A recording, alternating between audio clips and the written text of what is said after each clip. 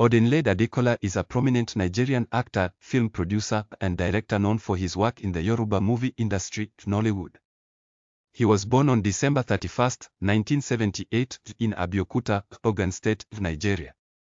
Odunlade is widely recognized for his versatility, charm, and comedic talent, which have earned him a strong following among fans of Yoruba films. Early life and education.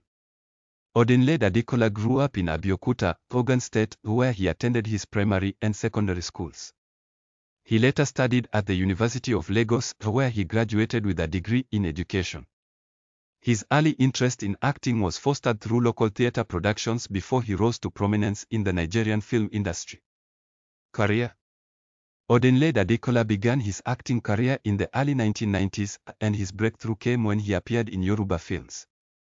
His big break came in 1996 when he starred in the movie Asari Gomana Wa, which catapulted him to fame. He is known for his roles in both serious and comedic films, with his energetic and expressive acting style winning him widespread recognition. Over the years, Adekola has starred in numerous successful films, including Alani Pomolekan, Ogo Ibol, Sunday Dakboru, Adelik, and Fountain of Life.